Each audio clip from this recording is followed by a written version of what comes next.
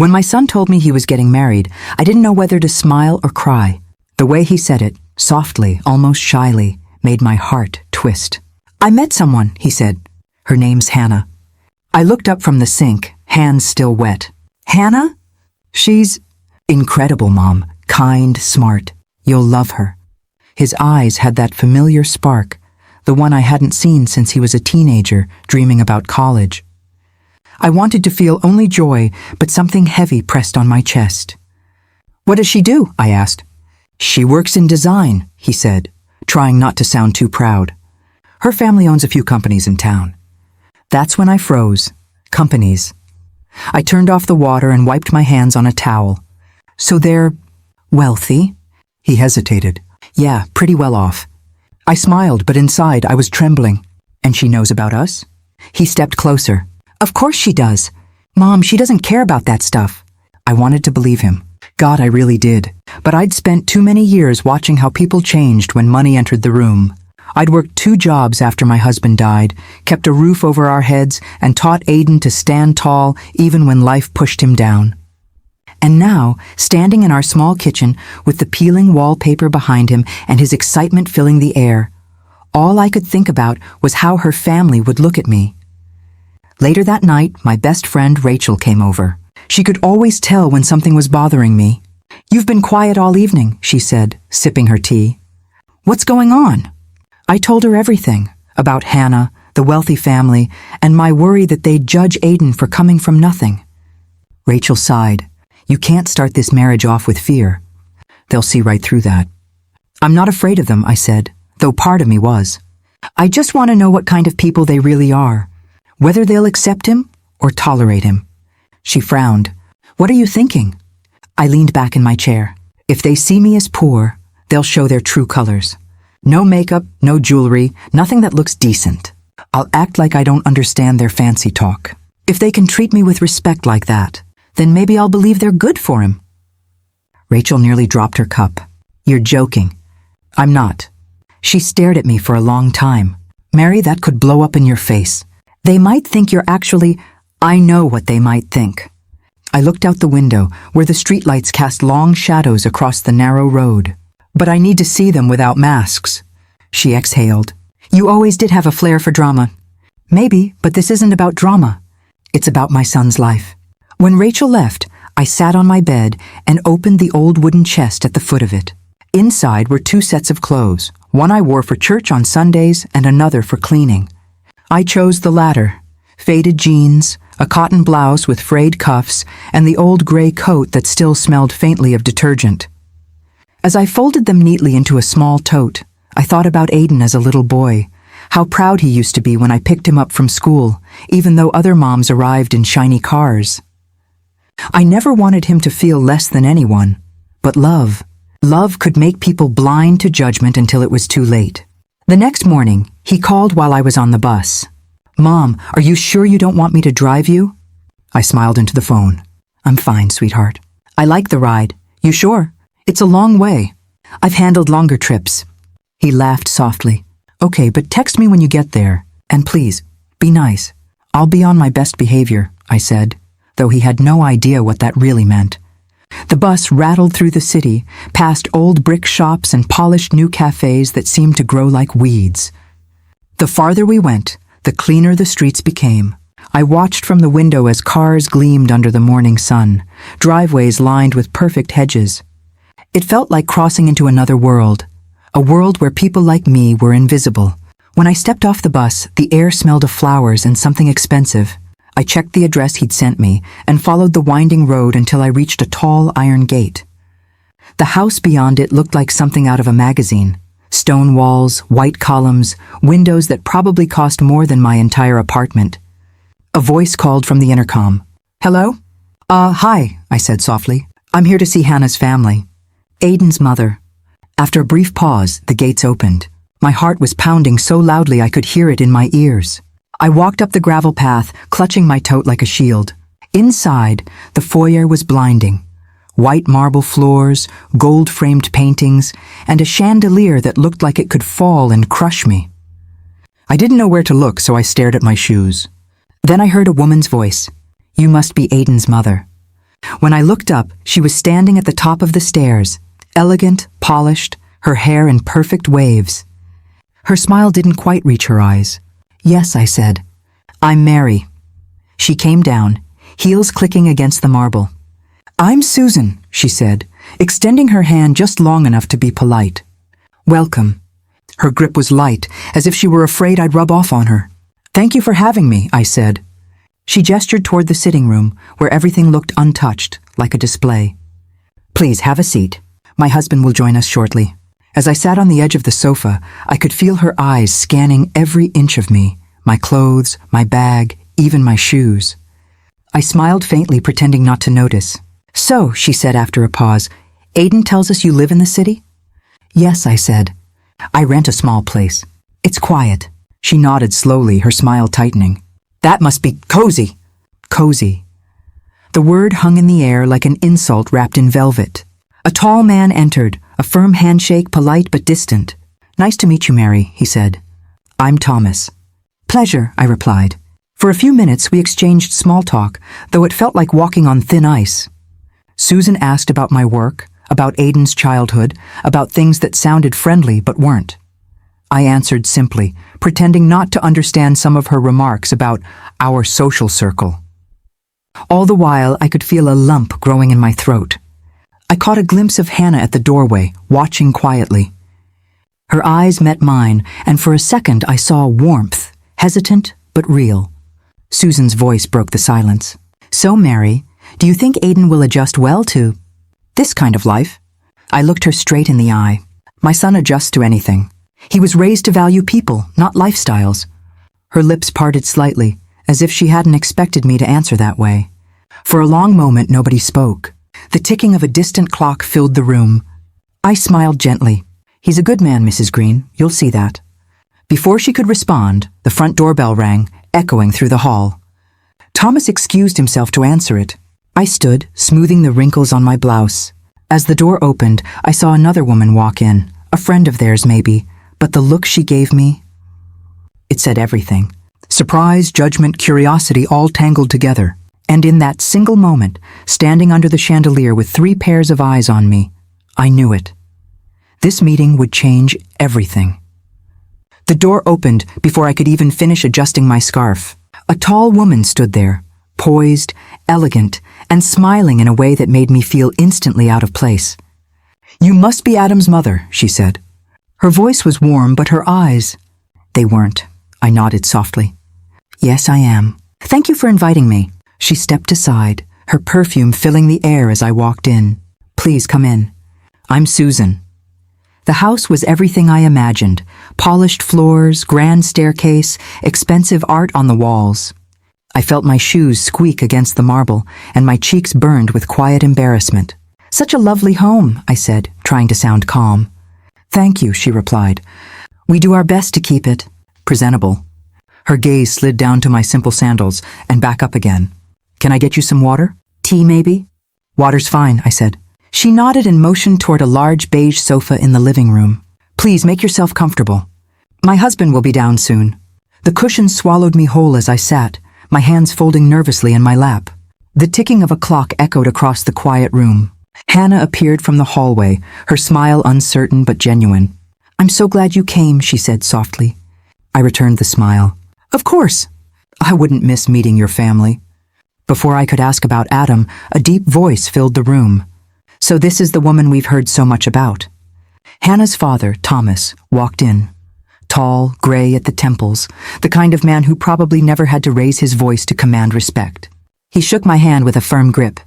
"Nice to finally meet you." "The pleasure's mine," I said, trying to keep my voice steady. He sat across from me, legs crossed, observing me as if I were part of some business negotiation. "Adam speaks very highly of you." "He says you raised him on your own?" "Yes," I said quietly. "After my husband passed away, it was just the 2 of us." Thomas nodded slowly. "That must have been difficult." There was sympathy in his tone, but also something else, pity maybe. The kind that stings more than outright insult. Before I could answer, Susan returned with a glass of water, setting it down in front of me. "Here you go," she said. "I hope you don't mind the tap. We don't usually serve bottled at home." I smiled politely. Tap's perfect. She gave a small laugh. Suppose when one's used to simpler things, it's easier to appreciate the basics. I let the comment pass, forcing a gentle nod. Inside, though, I could feel the burn of humiliation rising in my chest. Hannah shifted uncomfortably. Mom, Susan waved her hand. Oh, I don't mean anything by it, darling.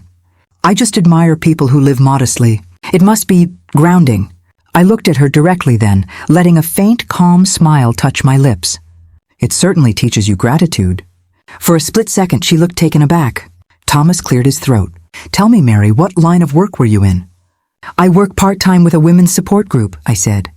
Mostly helping young mothers find jobs and confidence again. That's very noble, he said. Not a career for everyone, of course. No, I replied softly. It's not. The air felt heavy, though everyone kept smiling as if trapped in a scene from a play. I played my role too, humble, quiet, slightly unsure. When their younger son entered the room, everything shifted slightly. He looked nothing like his parents. There was an ease in his posture, curiosity in his eyes. Hi, he said, offering his hand. I'm Evan. I shook it, surprised by the warmth of his grip. Nice to meet you, Evan. He sat beside his sister and grinned.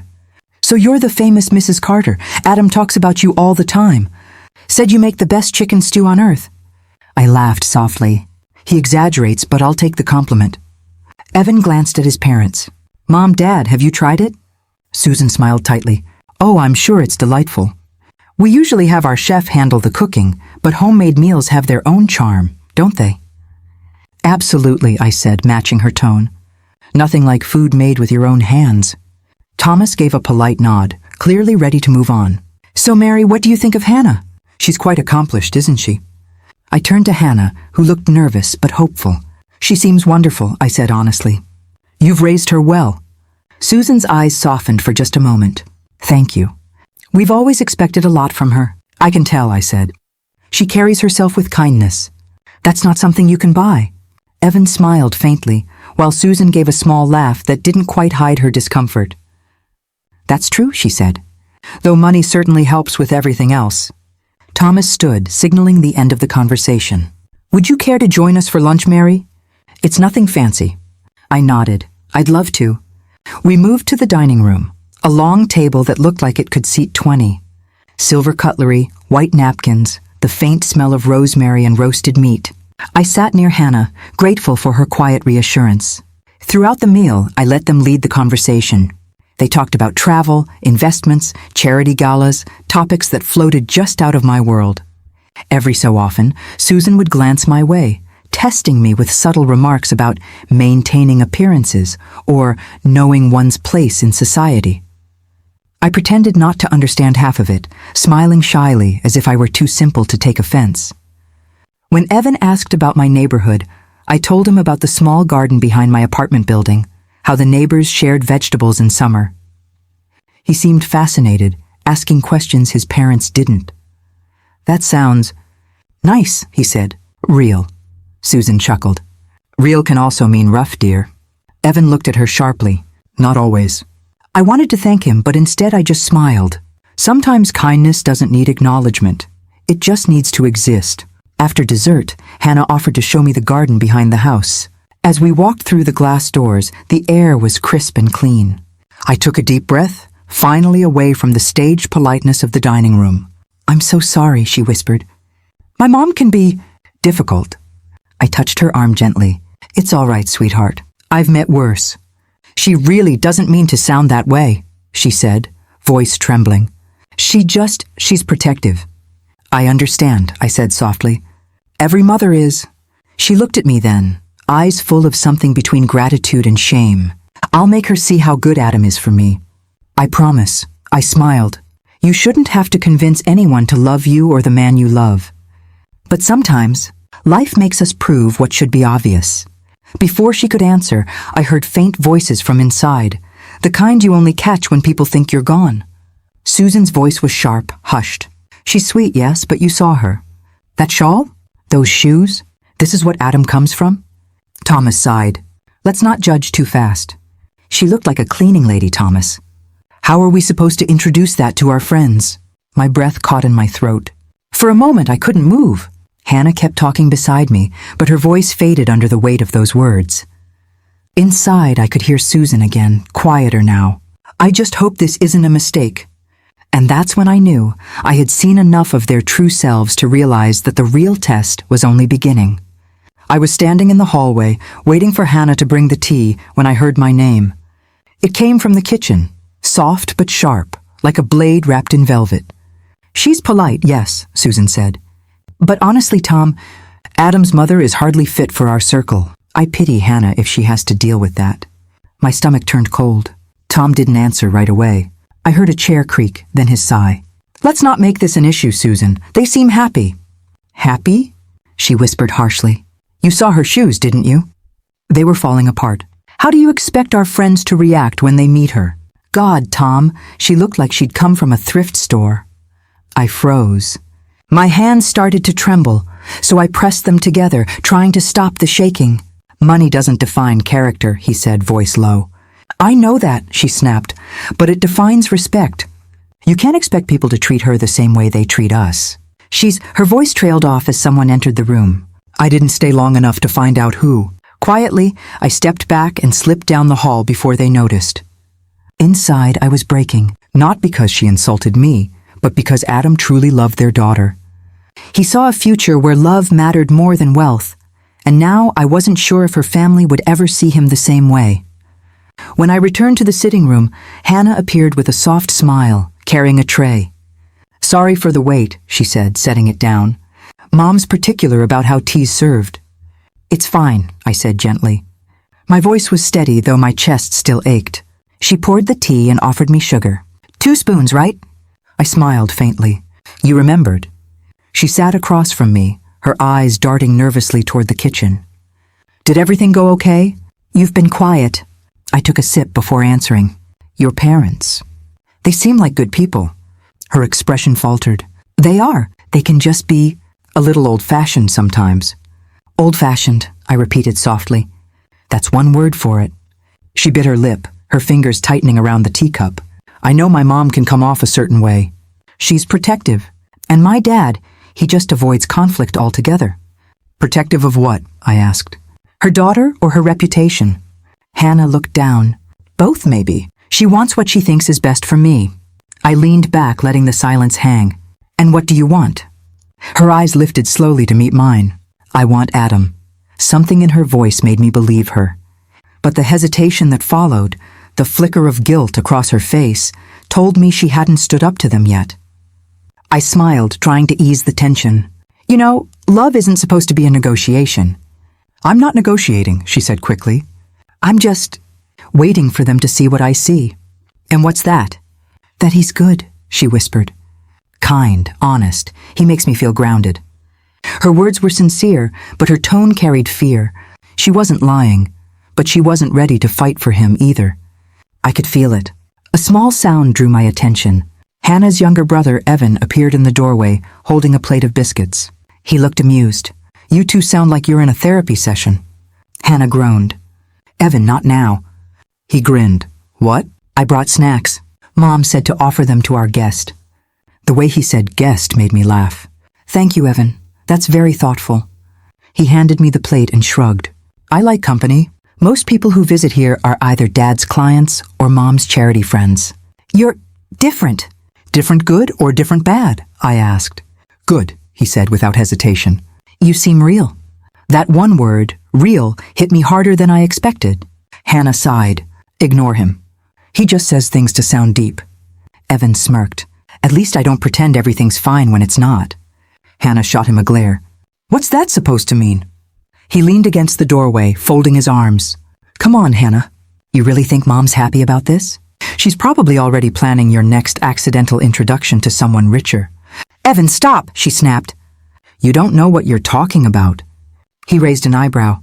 Don't I? Then he looked at me, his tone softening. Sorry, I shouldn't have said that in front of you. It's okay, I said. Honesty's rare these days. He nodded slightly. Well, I try. I smiled at him, appreciating his quiet defiance. It was the first moment that restored a bit of my faith in that house. After he left, Hannah sighed and rubbed her temples. I'm sorry about him. He's just blunt sometimes. I like blunt, I said. At least you know where you stand." She stared at me for a long moment, then whispered, "Do you think my parents will ever come around?" I set my cup down. "I think people reveal who they really are when you stop trying to impress them." Her eyes softened. "You sound like my grandmother." "I'll take that as a compliment." "It is," she said with a faint smile. "She was the only one who ever stood up to my mom." "Then maybe that's who you need to be right now," I told her gently. "The one person who stands up for what matters." She looked away, blinking quickly. "I'm trying. I really am." I believed her. But belief wasn't enough. I needed proof. Later, when I was getting ready to leave, Susan appeared again. Polite smile, folded hands. "Thank you for coming, Mary. I hope the visit wasn't too tiring for you." "It was lovely," I said, keeping my tone calm. She nodded. "You'll have to come again soon. Perhaps when we have fewer guests around." I knew what that meant. Fewer people to witness her discomfort. Thomas stood behind her, his expression unreadable. "Drive safely," he said quietly. Evan waved from the staircase. "Bye, Mary." I smiled at him one last time. "Take care, Evan." As I stepped out into the crisp evening air, I finally let myself breathe. The air felt lighter outside that house, as if every step away from it peeled off a layer of judgment that had clung to my skin. Still, I couldn't shake Susan's words from the kitchen. "Hardly fit for our circle." The phrase echoed in my mind as I walked to the gate. Maybe she was right. I didn't fit in her world. But that wasn't the world my son belonged to either. His worth couldn't be measured in dollars or dinner etiquette. And if that family couldn't see it, maybe it was time I helped them. As I looked back at their grand house, glowing against the dark sky, one thought formed clearly in my mind, steady and certain. I would test them again, but this time the truth wouldn't hide behind polite smiles or teacups. This time I'd see their hearts completely. The evening air was cool, carrying the smell of rain and roasted spices from the market nearby. I'd spent the whole day preparing. Every corner of my little house was swept clean, every dish carefully seasoned. The table was small, 4 plates, mismatched but spotless. It wasn't much, but it was mine. Rachel arrived early to help, carrying a basket of fresh herbs. "You sure about this?" she asked, glancing around the kitchen. "Yes," I said, stirring the lentils. "If they're going to see where Adam comes from, they should see it honestly." She smiled gently. "You've got courage, I'll give you that. Most people would have booked a fancy restaurant." "I don't want to impress them," I said. "I just want them to know who we are." By 7, everything was ready. Warm bread wrapped in a towel, rice pudding cooling on the counter, candles flickering softly on the table. When the doorbell rang, my hands went cold. Adam was the first to walk in, his eyes lighting up. "Mom, this looks incredible." I hugged him tightly, then looked past him. Hannah stood beside him, holding a small bouquet of lilies. Behind her came her parents and her younger brother, Evan. Susan's perfume reached the doorway before she did. Her heels clicked sharply against the worn floor as she stepped inside, her eyes sweeping over the small living room. "It's cozy," she said with a tight smile. "Thank you," I said. "Please come in." Thomas gave a polite nod, his expression neutral. Evan, on the other hand, looked curious, his gaze lingering on the old framed photos lining the wall. "This one's from Adam's graduation," I said when he stopped to look at a picture. "Nice," he said sincerely. He looked so proud. Susan cleared her throat. "Yes, well, it's wonderful that he finished university despite everything." I caught her hesitation, but I smiled anyway. "Yes, he worked hard for it." I led them to the table, where the aroma of home-cooked food filled the room. The conversation started light, with Adam sharing funny stories about work and Evan complimenting the smell of the food. But I could feel Susan's unease growing with each passing minute. Her fingers traced invisible lines on the tablecloth, her gaze flickering to the cracked paint on the walls. When I served the lentils, she stared at her plate for a moment before picking up her fork. "So, you cooked all this yourself?" "I did," I said. "It's simple but made with love." "Simple can be nice," she said, her tone thin. "We usually have a chef handle dinners, but this is very homey." Evan took a bite and grinned. "This is amazing." "What's in it?" "Just cumin and a bit of garlic," I said. "Old family recipe." "It's perfect," he said. "You should open a restaurant." Susan gave a quiet laugh. "Let's not exaggerate, Evan. It's good, yes, but people pay for presentation too. Adam frowned slightly. Mom, come on. It's fine, I said gently, placing another bowl on the table. I'm not aiming for Michelin stars. Hannah reached for my hand under the table. It's delicious, she whispered. Truly. Her eyes were kind, but there was something else there. Worry. The kind that comes from loving two worlds that don't fit together. Thomas finally spoke, his tone measured. You've raised a good son, Mary. He's ambitious, grounded. That's rare these days. I smiled at him. Thank you. He makes me proud every day. Adam beamed, and for a moment the air softened. But Susan wasn't done. She set down her fork and dabbed at her lips with a napkin. You know, she said, it's remarkable how two families can come from such different lifestyles and still find common ground. The room went still. Even the clinking of cutlery stopped. Adam looked up sharply. What's that supposed to mean? Susan smiled sweetly. Oh, nothing bad, dear. I just mean, transitions can be hard. Different expectations, habits, social circles. Hannah's shoulders tensed. Mom, what? I'm just being realistic, Susan said. Love's important, but so is compatibility. You can't ignore the gap between... Enough, Thomas interrupted quietly. Let's not ruin dinner. Susan's lips pressed together, but her eyes said what her voice didn't. I took a slow breath, forcing a calm smile. We all come from different places, Mrs. Green. What matters is how we treat people once we meet them. Her gaze flicked to me, then away. Of course, she murmured. You're absolutely right. The rest of the meal carried on in uneasy silence. Evan tried to lighten the mood with small jokes, but even he couldn't drown out the tension sitting heavy between the plates. After dinner, I brought out the rice pudding. A little sweet to end the night, I said. Hannah smiled. It looks wonderful. Evan took a bite and grinned. Wow, okay, this one might actually beat our chefs. Adam laughed softly. Told you my mom's cooking was magic. Even Thomas smiled, but Susan only took a polite spoonful before setting it aside. I'm watching my sugar, she said. It's very light, I said kindly. Just milk and a touch of honey. Yes, well, she adjusted her bracelet. Still, Adam's patience finally cracked. Mom, could you at least pretend to enjoy yourself? Adam, no, he said firmly. You've been acting like this since we walked in. What's the problem? That the plates don't match? That the floor isn't marble? Thomas raised a hand. Son, that's enough. But I placed mine on Adam's arm. It's okay, I said softly. She's entitled to her comfort. This home isn't for everyone. Susan looked startled. I didn't mean to offend. You didn't, I said, still smiling. I've lived long enough to know when someone's uncomfortable. But you should know something, Mrs. Green. Comfort doesn't always come from money or beauty. Sometimes it comes from kindness.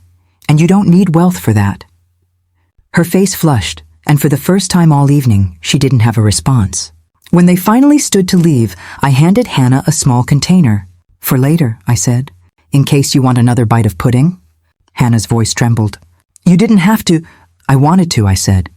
She hugged me before stepping outside, whispering, I'm sorry for everything. I'll explain later.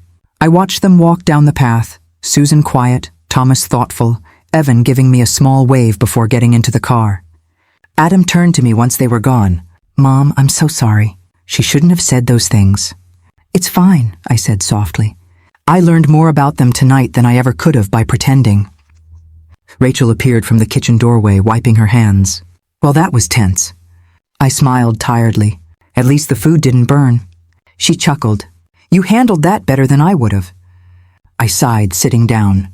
I didn't do it to prove anything, Rachel. I just needed to know how deep their kindness really goes. And? I looked at the empty plates, the untouched pudding bowl, the faint perfume still lingering in the air. Now I know. That night, long after Adam had left, there was a knock on my door. When I opened it, Hannah stood there alone, eyes red, hands shaking. Can I come in? She whispered. I nodded, stepping aside. She took one look around and burst into tears. I tried to stop her, she said. I tried, but she wouldn't listen. I put a hand on her shoulder. It's all right, Hannah. No, it's not. She looked up at me, eyes shining. You don't understand. There's something I have to tell you. And the words that followed changed everything. I was cleaning the dishes when I heard the soft knock on the door. It was almost midnight. The street outside was quiet. The only sound, the low hum of passing cars. When I opened the door, Hannah stood there, eyes red, hands shaking, her hair slightly damp from the night air. "Can I come in?" she whispered. I nodded, stepping aside. She walked in slowly, glancing around as if seeing my home for the first time. The faint smell of food still lingered in the air, and the table was still cluttered with plates from dinner. "I didn't mean to show up unannounced," she said, voice breaking. I didn't know where else to go." "Sit down," I said softly. "You look like you've been crying." She sank into the chair, clutching her purse like it was keeping her steady. They started again. "My parents." I sat across from her. "What do you mean?" Her lip trembled. "They've been trying to talk me out of marrying Adam. They say it's not practical, that he won't be able to give me the kind of life I'm used to." I felt my chest tighten. "I see." She looked at me, her voice trembling. "They don't even hide it anymore. My mom says marrying him would be a step backward. My dad just stays quiet, like he agrees but doesn't want to say it." The pain in her eyes was raw, like she was being pulled apart by loyalty and love. I reached for her hand. "And what do you want, Hannah?" "I want Adam," she said without hesitation. "I don't care if we live in a small apartment or drive an old car. I love him." Her words were brave, but her voice faltered on the last syllable. I stayed quiet for a moment, studying her face. Beneath the courage, I could see it, fear, the kind that comes when love starts colliding with reality. "Did you tell them that?" I asked. She nodded, wiping her eyes. Mom laughed. She said love doesn't pay bills or buy stability. She said I'm too naive to understand what I'd be giving up. Her voice cracked as she added, "And maybe she's right. I mean, I've never had to worry about anything, but I don't want to choose comfort over someone who makes me feel safe and real. Do you understand?" I nodded slowly. "More than you think." She looked down, twisting her fingers together. I thought they'd be happy for me. But the more serious things get, the colder they become. It's like every day I lose a little piece of them. I sighed, my heart aching for her. Love often tests us in ways we don't expect, but you have to be sure you're not losing yourself in the process. She frowned, confused. "What do you mean?" "Sometimes," I said gently, "we mistake sacrifice for love. But real love doesn't ask you to give up your dignity, your peace, or your self-respect." Her eyes glistened. "I'm not giving those up." "Are you sure?" I asked quietly. "Because the pain in your eyes says you're already carrying more than you should." She took a shaky breath. "Maybe I am. But if I walk away, then what was the point of all of this? What do I tell Adam? That I gave up because my mother said no?" I hesitated. "You don't owe anyone an answer except yourself. But make sure that when you fight for love, it's a battle that both sides are willing to fight together." Tears slid down her cheeks. "He is. Adam's willing to fight everyone if he has to." "And are you?" She stared at me for a long moment, then whispered, "I think so." I smiled softly. "Then hold on to that, but promise me something. Don't lose your grace while you do." She nodded, wiping her tears again. "You're kind," she said quietly. "I can see where Adam gets it from." Her words hit deeper than she knew. I stood and walked to the counter, pouring her a glass of water. "You're stronger than you think, Hannah. But strength without wisdom can lead you into storms you're not ready for." She took the glass, her fingers trembling. "You're saying I shouldn't marry him, aren't you?" "No," I said softly. "I'm saying make sure you're doing it for love, not rebellion, not pity, and not to prove a point. Love built on panic will always crumble." She was silent for a while, staring into the water. "My mom said something tonight," she finally murmured. "She said Adam will never be able to give me the life I deserve. I told her she's wrong, that love is enough. But when I said it, I could hear how desperate I sounded." "Because you're trying to convince yourself too," I said gently. Her head dropped. "Maybe. But I know what I feel when I'm with him. I know he'd never let me down." I smiled faintly. "Then trust that. But remember, every promise sounds easy until life tests it." She looked up, eyes red and glassy. "You sound like you've lived through this before." "Maybe I have," I said, smiling sadly. "Just in a different story." We sat in silence for a moment. The clock ticked softly in the background, and the faint light from the street spilled across the floor. After a while, she stood. "I should go. My mom will lose her mind if she realizes I'm here." I walked her to the door. "Hannah," I said before she stepped out, "I want you to remember something." She turned, waiting. "Love should lift you, not break you. If the price of proving it is your peace, it's not worth paying. Her eyes softened. You sound like someone who's lost peace before. I smiled. Maybe that's why I recognize it so easily when someone else is losing theirs. She hesitated, then reached forward and hugged me tightly. Thank you. For listening, and for not judging me. I could never judge someone for loving too deeply, I said. Just don't lose yourself in the process. When she pulled back, there was still pain in her eyes, but also something new. A quiet strength. I'll talk to them again, she said. But no matter what they say, I'm not leaving Adam. I nodded, watching her step into the night. Then make sure you stand tall when you tell them. As the door closed behind her, I stood there for a while, the echo of her words replaying in my mind. I'll marry him even if they disown me. It should have made me proud of her bravery. But instead, it left a strange ache in my chest. Because love like that burns bright, but it can also burn people to ashes.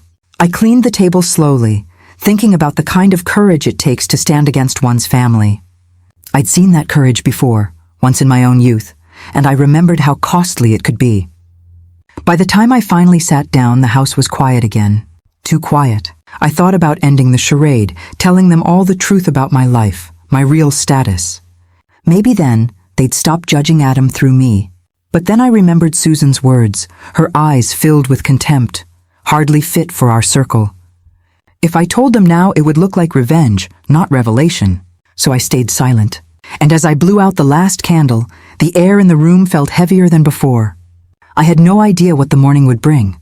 But when the knock came at dawn, steady and polite, I wasn't ready for who stood on the other side. Evan. And from the look in his eyes, I knew this visit wasn't just about courtesy.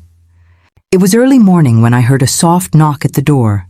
The sun had barely risen, and the world outside still felt half asleep. I wasn't expecting anyone, so I hesitated before opening it. Standing there was Evan, hands in his pockets, a small gift box tucked under his arm. I hope I'm not disturbing you, he said quickly.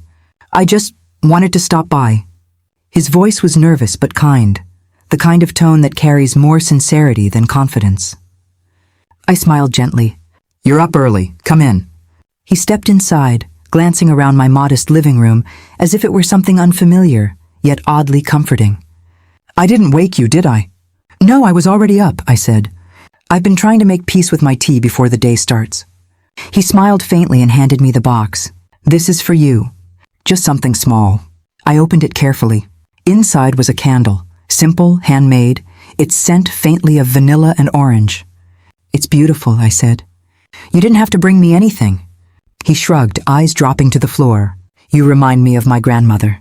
She used to light candles like these when she wanted to think. I thought, maybe you'd like it. Something in his tone softened the space between us. Thank you, I said quietly. That's very thoughtful. He followed me to the small kitchen table where 2 cups sat waiting. I poured him some tea, and for a while, neither of us said much. The morning light spilled across the table, turning everything gold. Finally, he spoke. I wanted to apologize for how things went at dinner the other night. My mom, she doesn't always realize how her words sound. I stirred my tea slowly. She's protective of her family. I understand that. She's judgmental, he said bluntly. Let's not pretend otherwise. I looked at him, surprised by his honesty. That's a brave thing to admit. He leaned back in his chair, rubbing his forehead. It's just, every time she talks about Adam or you, it's like she forgets we're talking about real people. All she sees are differences, status, income, where someone lives. It drives me crazy. I smiled softly. You see things differently from her. I try to, he said. I mean, what's the point of having money if it makes you cruel? His words hung heavy in the air. For a moment, I thought about how this young man, barely out of college probably, could see what his parents couldn't. That kindness had nothing to do with wealth. Your brother loves your sister deeply, I said. That's all that matters to him. But sometimes love gets buried under people's expectations. He nodded slowly. That's exactly what I've been trying to tell them. Hannah's happy with him. Isn't that enough? It should be, I said. He sighed and looked around again, eyes resting on the framed photos on the wall. You've got a warm home. Simple but real. I think that's what scares my parents the most. Scares them? He nodded. Yeah, because they know real doesn't bend to impress anyone. I laughed softly. You sound wiser than your age, Evan. He smiled. I just listen more than I talk. We sat in silence again, sipping tea, the kind of silence that didn't need to be filled. After a while, he leaned forward. Can I ask you something? Of course. Why do you let her treat you like that? My mom, you're calm every time she throws those little insults. Anyone else would have snapped. I looked at him, weighing my words carefully. Because I'm not here to win an argument. I'm here to understand what kind of people they really are. He frowned slightly. You mean, you're testing them? I smiled faintly. Maybe in a way, yes. People reveal themselves when they think no one's watching. His eyebrows lifted. That's smart. Risky, but smart. Life's about risk, isn't it? I said. Especially when it comes to family. He nodded, thoughtful. If it helps, I'll try to talk to them. I don't know if they'll listen, but I'll try. My mom trusts me more than she trusts most people. That's kind of you, but you don't have to get involved. I want to, he said firmly. Someone has to stand up for what's right. I smiled. You remind me of Adam in that way. Maybe that's why I like him, he said with a grin. He's the only person who's ever told my mom she's wrong, to her face. We both laughed quietly, but beneath that laughter, I felt something shift, like hope creeping back in after too many dark days. I studied him for a moment. You know, Evan, it's not easy to go against your own family. He looked down, tracing the rim of his cup. Yeah, but it's harder watching people I love hurt each other when they don't have to. His words struck deeper than he probably realized. You have a good heart, I said. Don't let the world harden it. He looked up, a small smile tugging at the corner of his mouth. You sound like my grandmother again. Maybe that's a compliment, I said. It is, he replied softly. She was the only person who ever told me to be kind, even when no one's watching. Something about the way he said it made my throat tighten. Then she raised you well. He finished his tea and stood. I should get going before my mom realizes I'm gone. But thank you for listening, for being who you are. You're always welcome here, I said. He nodded, slipping his hands back into his pockets. I'll do what I can. I can't promise miracles, but I'll try to make them see what I see. And what's that? I asked. He smiled faintly. That you're not beneath us. You're above them in all the ways that actually matter. I stood at the doorway as he left, watching him walk down the street. The morning light stretched across the pavement, and I realized how rare it was to find goodness in a place built on judgment. For the first time in weeks, I felt something I hadn't let myself feel, hope. Maybe not everyone in that family was blinded by pride. Maybe, just maybe, decency still lived behind those polished walls. But as the day wore on, and the quiet settled around me again, unease began to creep back in. The engagement ceremony was coming fast, and if experience had taught me anything, it was that truth had a way of showing up when you least expected it. I looked at the candle Evan had given me, still sitting unopened on the table. I lit it, watching the tiny flame flicker to life. It glowed steadily for a moment, then wavered, and somewhere deep down I felt it too. At the engagement ceremony, my little act would unravel faster than I expected. The moment I stepped into the hall, a ripple moved through the crowd like wind through paper. You came in those clothes? Someone whispered close enough for me to hear. Is that Adam's mother? Another voice asked, skeptical, amused. I kept my head steady and my shoulders relaxed. Good evening, I said, offering the smallest of smiles as I passed between clusters of people in suits and gowns. You must be married then? A woman leaned forward, perfectly polished. I'm Susan. Welcome. Thank you, I answered. My voice felt calm, but my hands were a little colder than I expected. Hannah looks lovely tonight, someone murmured behind me, and I turned to find her, radiant in a soft dress, eyes bright but anxious. She stepped close and squeezed my hand. I'm so glad you came, she whispered. I wouldn't miss it, I replied. And in that instant, the room felt smaller and bigger at the same time, smaller because all eyes were on me. Bigger because everything I'd ever hidden or learned felt suddenly very exposed. A cluster of women near the floral arch leaned toward one another and chuckled under breath. Can you believe she came in that? One said. She looks like she works at the cleaners, another retorted, loud enough now. Imagine introducing her at the society luncheon. My jaw tightened, but I let it pass. I'd come to see what people would do when given the chance. Let them talk. People always reveal their true measure when their courtesy slips into gossip. Thomas arrived, dignified and measured, offering a polite nod in my direction. "Mary," he said, as if checking how the name fit. "Thank you for coming." "It's my pleasure," I answered, keeping my tone neutral. He smiled courteously and then turned to greet other guests. Evan slipped up beside me, a wry expression on his face. "Ignore them," he said softly. "They don't know what they're talking about." "I know," I said, "but they're saying it anyway." He glanced at Susan and then back at me. "She's a piece of work tonight." I wish she'd stop pretending. "Young men always think they can fix older people with words," I said, and he laughed, a brief, relieved sound. We found seats near the front. The room buzzed with quiet conversations, glass chiming, heels on marble, soft laughter. The announcer welcomed the couple, applause, and then the expected dance of introductions. People weaved around the tables like careful boats. A well-dressed woman approached with a bright smile and a firm handshake. "Mary, what a surprise to see you here," she said, voice oily with faux warmth. "I'm Claire, Mrs. Farrow, Hannah's aunt." "Lovely to meet you," I replied. "I actually recognized you from the charity gala last spring," she continued, leaning in conspiratorially. "You were at the Women's Health Fund table, weren't you? Helped raise a tidy sum, I heard." For a moment I thought I'd misheard. "A tidy sum?" The hall seemed to tilt. I kept my face blank, letting her words settle. "Yes," I said slowly. "I was there." Claire's eyes widened with genuine surprise. "Oh my, of course. People don't always first see that side of you.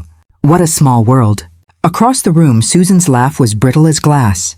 "How quaint," she said to a friend, loud enough that the word landed like a stone. "Quaint?" Adam's voice cut across the space. He had been standing with Hannah and now came toward us, radiant and protective. "Mary, are you okay?" "I'm fine," I said, and he hugged me briefly. His warmth steadied something inside me. Then I heard it, clear, sharp, and cruel. Susan had been speaking with one of her circle, leaning close. "Adele's mother is just a maid type," she said, the phrase designed to wound. "Imagine what people will say when they see her there." My hands went still. The air felt suddenly thin. "Mary's not a maid," Adam said, but his voice was small beside the murmur of the crowd. "She dresses like one," Susan snapped back, then laughed. "Don't be dramatic, Adam. You know how the world runs." Someone at the next table echoed a quiet, disapproving murmur. I felt a heat rise that had nothing to do with the chandeliers. A woman by the buffet, Mrs. Farrow, cleared her throat, turning to face the small cluster of onlookers. "Actually," she said, her tone light but deliberate, "I know who she is. Mary volunteers with the Women's Foundation downtown Madame Noreen, I believe they call her there. She's organized job training programs and funded micro-grants." A hush spread through the room like winter. Heads turned. Forks paused in midair. "You?" Susan's expression flickered between confusion and irritation, then hardened. "Is that true?" "Yes," Mrs. Farrow affirmed. "I'm surprised not everyone knows. She's done a lot of good for the community." For the first time all evening, I felt the weight shift. Not drastically, but perceptibly. Conversation stuttered, speculative glances darted like minnows in water. "Mary, really?" Thomas said, his voice softer now, searching for something steadier than the gossip. You're telling me I don't belong?" Susan cut in, voice rising. "We're in a hall full of people who keep a certain standard." Mrs. Farrow's voice remained calm. "A standard of what? Wealth? Fashion? I would prefer a standard of contribution. If anything, Mary's done more than most of us here." A ripple of awkwardness. Someone stifled a laugh, uncertain whether it was rude or fitting. Hannah's hand found mine under the table. Her fingers trembled. "What happened?" she whispered. "Why would she say that?" "She's embarrassed," I murmured. "Or afraid." Then, before I could stop myself, words slid out with a steadiness I hadn't planned. "I understand being afraid," I said, and now all eyes were on me. "I've seen that fear in faces like yours, the fear of lowering oneself to accept what's real." A murmur. Susan's expression constricted. "Please," Mrs. Farrow said quietly. "Let her speak." I inhaled and let the room become a blanket I could see through. "I came here tonight not to prove anything about my clothes or my house. I came because Adam loves Hannah. I came because love deserves to be honored, not measured against a ledger." "You aren't usually so outspoken," Thomas said, surprised. You taught me to be, I answered, and my voice found a crisp edge. He learned honesty and hard work from me. He's not defined by the color of our curtains or the brand on our cutlery. Someone coughed. A few chairs shifted. Susan's smile was a fragile thing. Mary, No, I said calmly. Let me finish. I didn't come to embarrass anyone. I came to see what happens when kindness meets privilege. I wanted to know if your family's values were based on wealth or on character. Hannah's eyes were wet. Adam's jaw was set. For years, I continued, I've worked in shelters and kitchens and classrooms and community centers. I've given what little I have to women who needed a start. I haven't done it for praise or to be named in programs. I did it because people matter. A woman at a nearby table leaned forward. That's admirable, she said softly.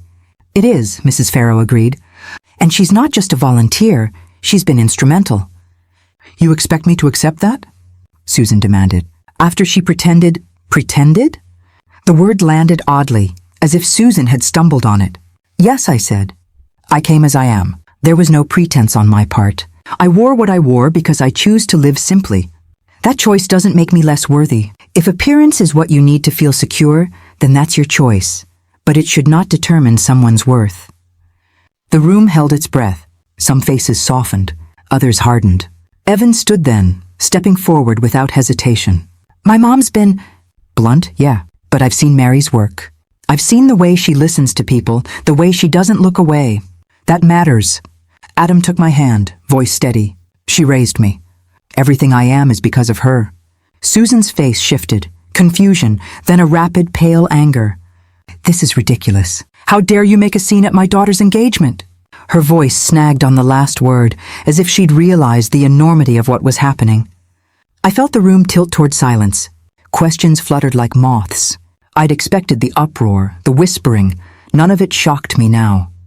What surprised me was the moment of clarity that followed, the way a single sentence could reveal a house's foundation. Mrs. Farrow's voice cut through, measured and deliberate. People do not have to fit into your club to be good. Maybe it's time we judge by deeds, not dinners. A few guests nodded, hesitant at first, then with growing certainty. Susan's shoulders sagged for a heartbeat, and then she smiled a brittle smile. Well, I suppose we all have our causes. Her eyes flicked to Thomas, then to Hannah. Hannah, are you comfortable with this? Hannah swallowed hard. I am, she said, voice steady despite the tremor. I love Adam. That was when everything seemed to slow. I realized I could either let the murmur grow into something bitter, or I could choose to step forward and end the pretense I'd maintained in smaller moments for a reason I'd once believed necessary. My throat tightened. I thought of the long lunches of worry, the nights counting bills, the tenderness that made Adam the man he was. I thought of Hannah's hands that night, the way she'd looked at me when she'd promised she would stand by him. I want to say something, I began, and the hush tightened like a held breath. I didn't come here tonight to pit anyone against another. But I won't hide who I am any longer. Susan's expression turned abruptly pale. And what you heard about me being poor, uneducated, unworthy, that isn't the whole truth, I said. I choose a simple life. I choose to focus my time where it matters. I work with women trying to rebuild. I fund small projects. I've sat at more kitchen tables than gala stages. I don't dress to impress, and I don't need to. My voice grew firmer. If being judged by what's on my table makes you uncomfortable, then maybe you should ask what makes you comfortable. Pride, reputation, or integrity. Silence. The chandeliers seemed louder now. Mrs. Farrow's eyes were bright with approval. Evan's face was a portrait of relief. Thomas looked stricken, as if he'd just been shown a mirror. Susan's hand flew to her throat, and in that instant her composure cracked. Her face drained of color, and the polite mask fell away, leaving something raw and exposed beneath. I had expected backlash, maybe anger. I had not expected the strange, almost vulnerable look on her face when she realized her words had been made small by truth. The room waited. My breath settled. I felt steadier than I had all evening. I'm not here to humiliate anyone, I said softly. I'm here to ask that people be seen for what they are, kind, generous, small, or grand, not for what their wardrobes suggest. The gasps subsided into murmurs. Someone clapped tentatively, then others joined, the sound small but genuine. Susan stood rigid, eyes fixed on me, and for a moment I saw something I hadn't before. Fear that the neat life she'd arranged could be complicated by honesty. I opened my mouth to say more, to tell them that love should be about sheltering one another, not polishing one's image. But then I noticed the ripple moving through the guests, the beginning of change, or perhaps the stirrings of scandal. And I understood, with a clarity that made my chest ache, that tonight was only the first door opening. Mrs. Farrow leaned in, whispering, "Well said." Hannah squeezed my hand so hard it hurt. "Thank you," she breathed. Susan's face had gone very pale. The set of her mouth said she had a response ready, sharp, cutting, perhaps cruel. I steadied myself, feeling the weight of every expectation, every whispered commentary. The moment hung like a breath. Then, quietly, so the room had to lean in to catch it, I spoke the truth I'd kept wrapped for too long. The room was dead silent. Every pair of eyes was on me, stunned, wide, uncertain. The music had stopped somewhere in the background, and all that remained was the sharp hum of tension, heavy and alive. Susan's voice broke the silence first. What do you mean you pretended?" I looked around the grand hall, the chandeliers gleaming above us, and took a slow breath. "I mean," I said softly, "that everything you thought about me, my clothes, my home, my background, was an act. A test, if you will." Adam's eyes flicked to mine, confused but calm. "Mom?" I nodded at him gently, reassuring. "I needed to know, son. I needed to see what kind of people would stand beside you, and what kind of people would look down on you." Hannah's hand trembled where it rested on his arm. "You're saying you're not poor?" "No," I said. "Not at all." Gasps rippled through the guests. Some leaned forward, hungry for drama. Others exchanged awkward glances. Thomas cleared his throat, his voice rough. "You're telling me you deceived us?" "I tested you," I said, meeting his gaze squarely. "There's a difference. I've spent years working with women who've been dismissed because of what they wear or where they come from. I know how people change when they think you're beneath them. I wanted to see how your family would treat me if I had nothing to offer." Susan took a step forward. "You tricked us. You made us look like fools." I kept my voice steady. "No, Susan, you made yourselves look like fools." The color drained from her face. For a second, I almost felt sorry for her, but only for a second.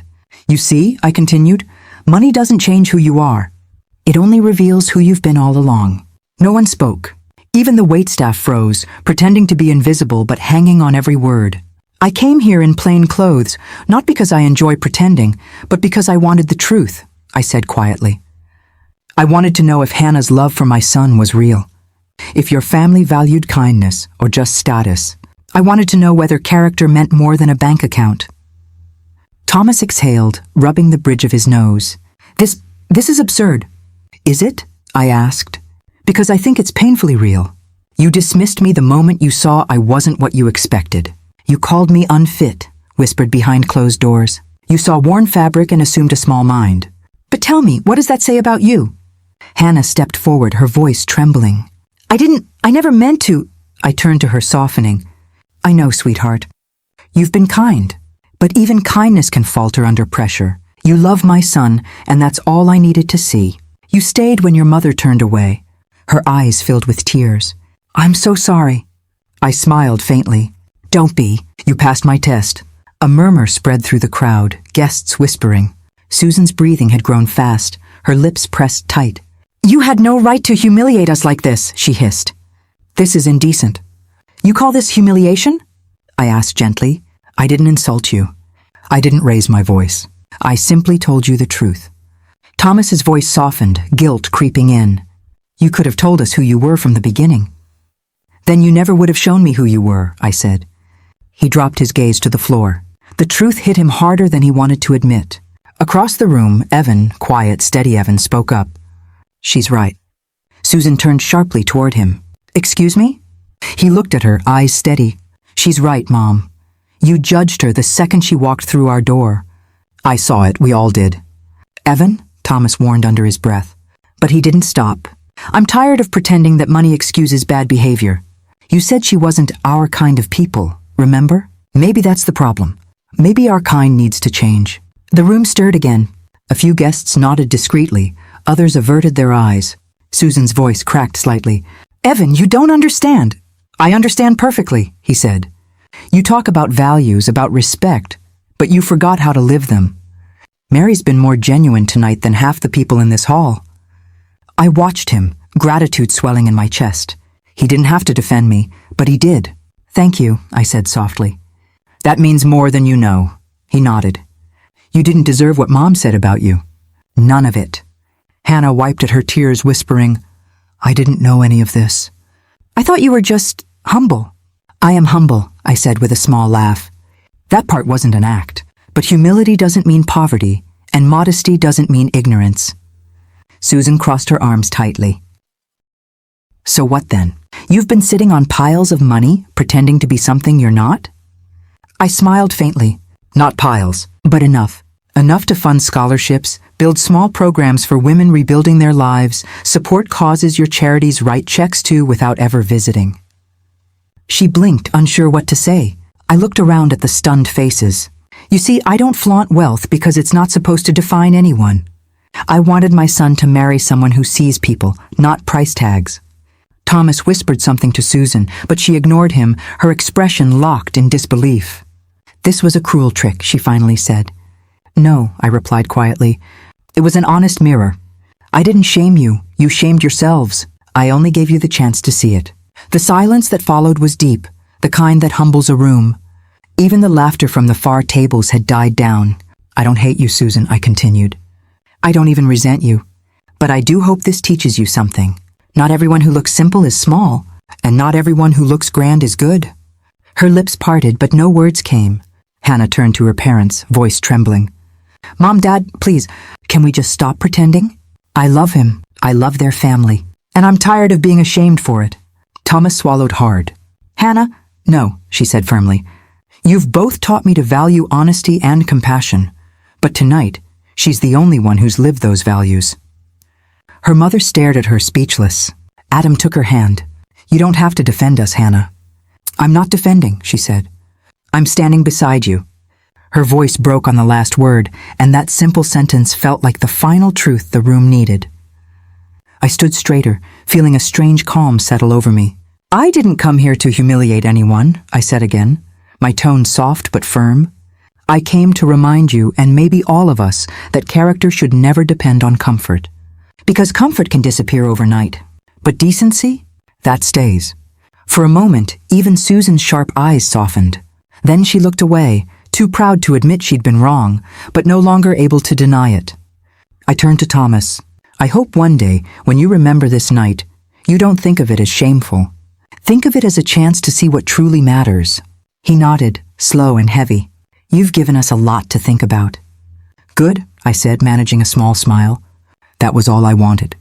I glanced at the guests, the same people who had whispered when I entered. Their expressions had changed. Some looked guilty, others embarrassed, a few even inspired. For the first time that night, I felt free. "I'll leave you to your celebration," I said, picking up my coat from the back of the chair. "This is your night, after all." Hannah caught my hand. "Please don't go yet." I squeezed her fingers gently. "It's all right. You have your own moment to live. Let it be yours." Adam's eyes shone with pride and something deeper, respect. "Mom," he said softly, "you didn't just test them. You taught everyone here a lesson." "Maybe," I said. "But lessons only matter if they're remembered." I walked toward the door slowly, each step lighter than the last. Behind me, I could feel eyes following, whispers shifting tone, from ridicule to reverence. Just before stepping out, I turned back once. Susan stood near the stage, pale and silent. Our eyes met across the room. For a heartbeat, neither of us spoke, but something passed between us. Not apology, not forgiveness. Something quieter. Understanding, maybe. Outside, the cool night air hit my skin, and I breathed it in deeply. The noise of the hall faded behind me, replaced by the sound of my own steady heartbeat. I didn't regret a single word. For the first time in a long while, I felt at peace, because the truth, once spoken, doesn't need defending. It stands on its own. But as I walked down the path toward my car, I noticed a shadow waiting near the entrance. Someone stepped forward, their face half lit by the glow of the street lamp. And when I realized who it was, my breath caught, because what happened the next day proved that my test had changed more than just perceptions. When I opened the door that morning, I didn't expect to see her standing there. Susan. The same woman who had once looked at my shoes with disgust now stood on my porch, eyes red, fingers twisting the strap of her purse. The morning air was cool, and for a long moment neither of us spoke. She began, her voice cracking. I know I shouldn't have come without calling, but please, may I come in? I hesitated for a second, then stepped aside. Of course. She entered slowly, glancing around the small living room as though it carried memories of her own shame. The quiet between us was thick, heavy, almost tangible. I couldn't sleep last night, she said finally, setting her purse on the table. Everything you said. It kept echoing in my head.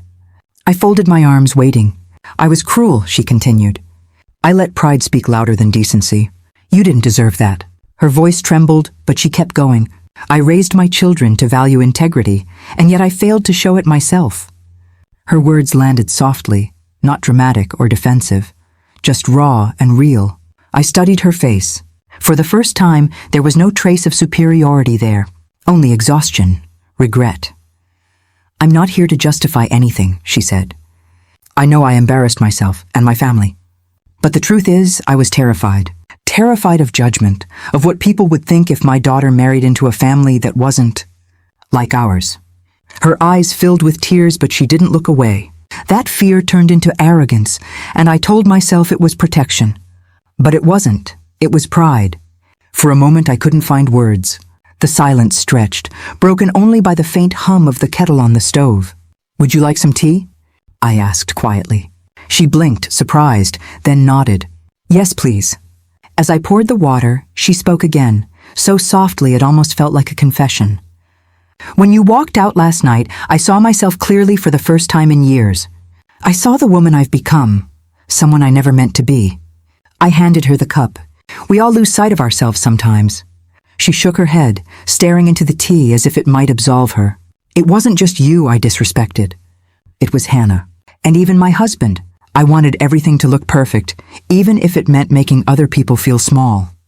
Her voice cracked on the last word and she looked down. I thought perfection was the same as respect, she said. Now I know it's the opposite. The honesty in her tone disarmed me. This wasn't the proud, polished woman from the parties and banquets.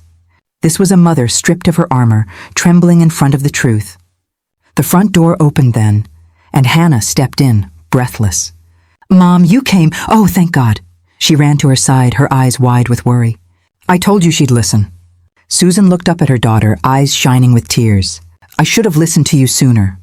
Hannah turned to me, her voice soft. I told her what happened after you left. She wanted to come right away. I nodded, trying to keep my composure. I didn't expect her to. I needed to, Susan said quickly. Because if I didn't, I'd have to live knowing I let pride destroy something beautiful. Hannah reached out, taking my hand. You have every right to be angry, she said. We all said things we shouldn't have. I looked at her, then at her mother. The two of them stood there, united in their remorse, and something inside me began to soften. You know, I said slowly, when I decided to pretend, I wasn't trying to punish anyone. I wanted to understand who you really were, because love built on appearances never lasts. Susan nodded, tears spilling down her cheeks. And I failed that test miserably. No, I said quietly. You failed the illusion. But maybe that's exactly what needed to happen. She looked up at me, confusion flickering through her tears. You'd still forgive me after all this? I took a deep breath. Forgiveness isn't about who deserves it. It's about who needs peace. And I'm too old to keep carrying anger around. It's heavier than people think. She pressed her hand to her chest, eyes closing briefly. I don't know how to thank you. Don't, I said. Just mean it. I do, she whispered. We sat for a while in quiet conversation, sipping tea as the morning light crept across the floor. It was awkward at first, hesitant words, half-finished thoughts. But slowly, it began to feel lighter. Real. You know, she said after a pause. My husband wanted to come, but I told him no. I needed to do this myself. That was brave of you, I said. She smiled weakly. Maybe it was just guilt. Hannah squeezed her mother's hand. Mom, it matters. You came. Susan turned to me again. Thomas wants to invite you and Adam over for dinner this week. He said it's time we start again without pretenses. I blinked, surprised. He said that? She nodded. He did? He feels ashamed too. We both do. For a moment, I just sat there, taking it in. The woman who once couldn't stand my presence was now sitting in my living room, asking for a new beginning. I'll come, I said finally. But only if it's not a performance. It won't be, she promised. No more pretending. Her voice cracked again, and I saw how fragile she looked. I reached over and placed my hand gently over hers. Then we'll start fresh. Her grip tightened slightly, like she was afraid I'd take the gesture back. You really are extraordinary, she whispered. I don't know how you stayed so composed through everything. I smiled faintly. You learn a lot about grace when life doesn't hand you comfort. She nodded slowly, eyes glistening. You've given me more grace than I've ever given anyone. Hannah let out a quiet breath of relief. I can't tell you how much this means. I was so scared things would never be okay again. Things will be fine, I said softly, as long as everyone means what they say. Susan rose from her seat, wiping at her eyes. I'll make sure we do. At the door, she hesitated, then turned back. You said last night that money reveals who people truly are. You were right, and I don't like who I saw in myself. But maybe that means I can change. Maybe it does, I said. That's what truth is supposed to do, wake us up. She nodded, exhaling shakily. Thank you for waking me up. As they walked out together, I stood at the window watching them go. Mother and daughter side by side, their shadows stretching long in the morning sun. For the first time, the world outside felt lighter, as if the bitterness of the past few days had finally lifted. Later that evening, Adam called. Mom, he said, his voice warm. I just got off the phone with Hannah's dad. He wants us over for dinner tomorrow. Said he'd like to make things right. I smiled. Your mother-in-law beat him to it. He laughed softly. I knew she would. I think, I said, they're finally ready to see us for who we really are. He paused. You're incredible, Mom. I don't know how you do it. It's not me, I said quietly. It's just knowing when to let go. After the call, I sat on the couch, the candle Evan had given me still flickering on the table. The flame danced gently, small but steady, like forgiveness itself. I realized then that peace isn't something you win. It's something you choose, even when the hurt still lingers. But as calm as I felt, there was still a faint weight in my chest, a quiet reminder that even forgiveness can lead to new challenges. Because reconciliation, I knew, carries its own test, and mine was just about to begin. The morning of the wedding arrived like sunlight breaking after a long storm. I stood before the mirror, fastening the edge of my silk shawl. It wasn't extravagant, soft ivory with faint silver threads, simple, elegant, just enough to feel like myself. As I pinned it in place, I caught my reflection smiling, a quiet, tired smile that carried years of worry, pride, and something deeper, peace. When I arrived at the hall, the air shimmered with music and perfume. Flowers hung from the ceiling like stars, and laughter drifted from every corner. For a moment, I just stood there watching. Then I saw them. Adam, handsome and calm, standing at the altar. Hannah glowing in lace and joy. My heart felt too full for words. Mom, Adam whispered when he saw me. He came over, wrapping me in a hug. You look beautiful. I smiled. So do you. Both of you. Hannah joined us, eyes shining. I can't believe this day is finally here. It's real now, I said softly, and you both earned it. The ceremony began soon after. The guests rose as the music changed. Hannah's father walked her down the aisle, his face unreadable, though I saw a glimmer of emotion there. When he placed her hand in Adam's, his voice trembled slightly. Take care of her, he said. Adam nodded, his voice steady. Always. I felt tears prick the corners of my eyes as they exchanged vows. Each word sounded like a promise stitched into time, simple but sacred. When the officiant finally said, "You may kiss the bride," the hall erupted in applause. I clapped too, though my hands trembled slightly. Not from sadness, just the weight of everything that had led to this moment. After the ceremony, as guests mingled and photographers called for smiles, I stepped outside for a breath of air. The afternoon light danced across the gardens, and for the first time in a long while, I felt calm. That's when Thomas appeared beside me, holding a small envelope. "You slipped away quietly," he said with a faint smile. "I should have known. I just needed a minute," I replied. "Big days are harder on the quiet ones." He chuckled softly. "I wanted to give you this before the evening gets away from us." He held out the envelope, his expression serious now. I hesitated. "What is it?" "Just something from me," he said. A small gesture. I opened it carefully. Inside was not money, not jewelry, but a folded letter written in firm, deliberate handwriting. As I unfolded it, he spoke. "I realized something after that night," he said quietly. "That strength doesn't shout, it endures. You showed us that. You reminded my family what grace actually looks like." I read the first few lines and my breath caught. It was an invitation to join the advisory board of his charitable foundation. "I don't know what to say," I whispered.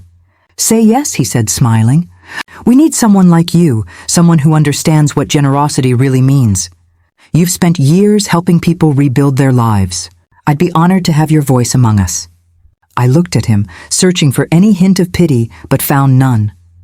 "Only sincerity. You don't owe me this," I said softly. "I know," he replied. "That's why it matters." I folded the letter carefully and held it to my chest. "Then yes, I'd be happy to help." He nodded, visibly relieved. "Thank you. And for what it's worth, I'm sorry it took me so long to see what was right in front of me." "Better late than never," I said, smiling faintly. For a moment, neither of us spoke. The music inside drifted through the open doors. Laughter, clinking glasses, the faint sound of a piano. "Come," he said after a moment. "They're waiting for the first dance." Inside, the lights glowed soft and golden. Adam and Hannah were on the dance floor, their eyes locked on each other, the world around them fading into blur. Susan stood nearby, hands clasped, her expression gentler than I'd ever seen it. When she noticed me, she crossed the room hesitantly. "Mary," she said quietly. "You look radiant." I smiled. "So do you." She took a deep breath. "I wanted to thank you again for forgiving me. I'm still learning how to be less proud and more grateful." "That's all anyone can do," I said. "Learn." Her eyes glistened. "You've given my daughter a real family. I can't ever repay that." "You already have," I said, "by being here, as you are." We stood together, watching the dance floor. The song changed to something soft and timeless. Evan joined his sister, spinning her playfully before bowing to Adam in mock ceremony. The whole room burst into laughter. I couldn't help it. I laughed too. It struck me then how strange and beautiful life could be. A few months ago, we'd all been strangers bound by misunderstanding. Now we were something closer to family, flawed, human, learning to love honestly. A little while later, Hannah came to me, her cheeks flushed with joy. "You're not leaving yet, are you?" she asked. "Not until I see you cut that cake," I said. She laughed, then grew more serious. "I wanted to tell you something." "Go on." She hesitated. "When you walked into my parents' house the first time, I was embarrassed. Not of you, but of how they'd react. I was scared they'd judge you." "They did," I said gently. "I know," she whispered. "But you never flinched. You stayed kind. And that's why I love you as much as I love him." Tears filled my eyes. "Then promise me something," I said. "No matter how comfortable life gets, never forget how this felt. The humility, the lessons, the truth." She nodded, smiling through tears. "I promise." Adam joined us then, slipping an arm around her shoulders. "You two talking about me again?" "Always," I said, laughing. "Good," he grinned. "Just make sure you say nice things." I smiled up at him. "Only the truth." He kissed my forehead, whispering, "I love you, Mom." "I know," I said softly. "And that's what makes it all worth it." Later, as the night wound down and guests began to leave, I stood near the entrance, watching the newlyweds wave goodbye. Hannah tossed her bouquet into the air, laughter echoing through the hall. Susan and Thomas stood behind them, hands intertwined, awkward but real. Evan caught my eye and gave me a small nod, the same gentle smile he'd worn the morning he came to my house. When the last of the music faded, I stepped outside into the cool night. The moon hung low, the air still carrying traces of perfume and happiness. I took the letter from my purse and read the first line again. To the woman who reminded us that true wealth is found in character, not circumstance. A single tear slipped down my cheek, but it wasn't sadness. It was peace. because pretending to be poor hadn't exposed anyone's bank accounts. It had exposed their hearts. And standing there beneath the soft glow of the wedding lights, I realized something simple and profound. Sometimes, to reveal the truth about others, you have to be brave enough to hide your own. I looked back at the hall one last time, at the laughter spilling through the doors, at the family we'd all somehow built together, and smiled. Peace, I thought, at last. If this story touched your heart, share your thoughts in the comments. I'd love to hear what you felt. And don't forget to subscribe for more true stories that remind us what really matters. Kindness, courage, and the quiet strength it takes to stay human in a world that often forgets how.